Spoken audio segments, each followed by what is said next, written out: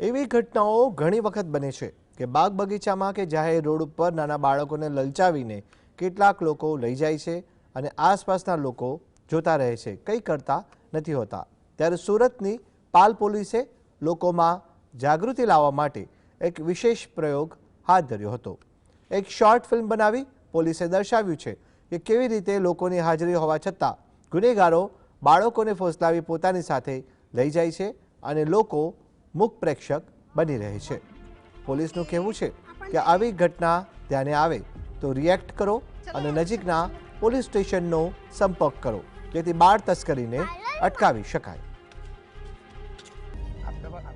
આ એક અવેરનેસ માટેનો વિડિયો છે। અમે તમને કહેવા માંગીએ છીએ કે ક્યારે પણ આવું તમારી આજુબાજુ ક્યારે કોઈ બાળક સાથે આવું કંઈ બનતું હોય, હા અમારે કોઈ નહીં બચાવવાનું। નહીં બેટા બચાવશે, હા પોલીસ છે ને।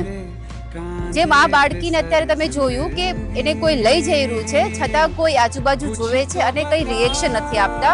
અમે આપને એક સંદેશ આપવા માંગીએ છીએ કે ક્યારે પણ તમારી આજુબાજુ આવું કોઈ નાના બાળકને લઈ જઈ રહ્યું હોય તો તમે એની સામે રિએક્ટ કરો, એને રોકો અને નજીકના પોલીસ સ્ટેશનનો સંપર્ક કરો જેથી કરીને નાની બાળકીઓને આપણે બચાવી શકીએ। Thank you very much. Thank you CP sir, thank you Surat police, જય હિન્દ।